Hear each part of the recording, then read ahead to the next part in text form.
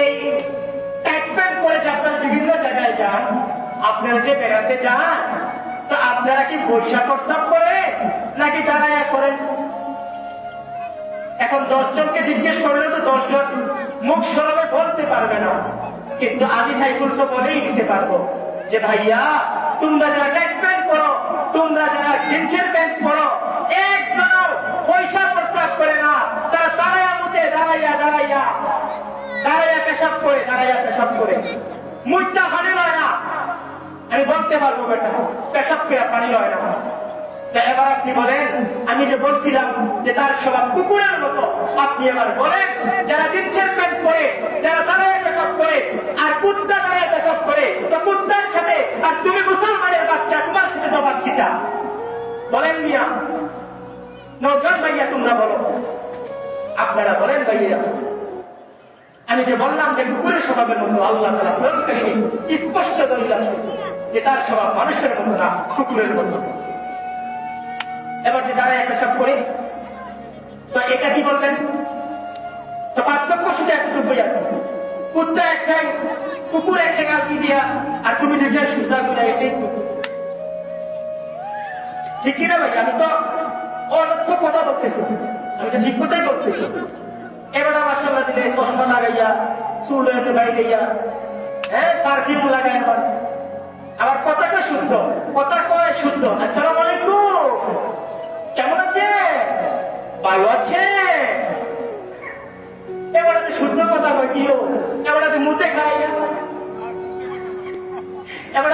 খাইয়া আপনার সাড়ের দিকে বলে পারফিউম কেন, আপনার ফ্যান থেকে মুখে বন্ধ করেন। বুঝছেন না আপনি কি হিসাব মিলছেন না? হিসাব কি মিলাতেন করেন না মিয়া? যেখানে ওটা পারফিউম লাগায়, অথচ আবার ফ্যানের দিকে মুখে বন্ধ করে।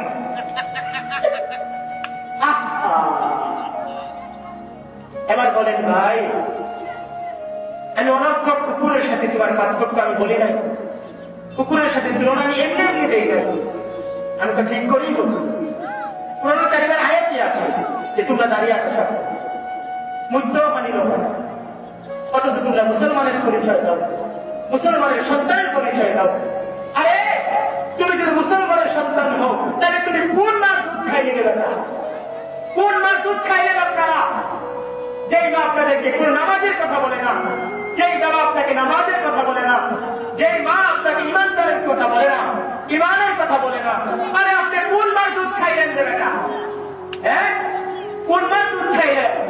আপনি ইমানদারের ফুট না, আপনি মুসলমানের ফুট খাইসামি করেন আমার লোকে জিনকে তার মোহাম্মদ লাগান। এবার মুসলমানের সার্টিফিকেট জন্ম নিবন্ধন, কারণ মুসলমানের পরিচয় তো ফুটারা ঠিক আছে, বুঝছেন না? এবার মুসলমানের পরিচয় ফুটারা ঠিক আছে। হ্যাঁ, মুসলমানের পরিচয় জন্ম নিবন্ধন দিয়া আর কি চাবড়া কিনতে যাইতে পারবে? মুসলমানের পরিচয় চুল রেখে এলোমেলো পেশাব করে দাঁড়াইয়া, হ্যাঁ নিজের ইচ্ছা মতো চলে, নামাজ নাই, রোজা নাই, কিছুই নাই, এটা মুসলমানের পরিচয় হইল? আফসোস লাগে ভাই, কথাগুলো বলতে গেলে খুব আফসোস লাগে। আমি প্রায় সময় বিভিন্ন জনের মাগরিবে যাই, মাগরিবের পরে আসরের পরে যেই সময় লোক আমি প্রায় সময় নিজের অন্তর থেকে কথা বলি, মুসলমানের তো বাসার বাড়ি করবে, মুসলমান তো বাসার বাড়ি করতে ভাই, একটা ওয়াক্ত নামাজ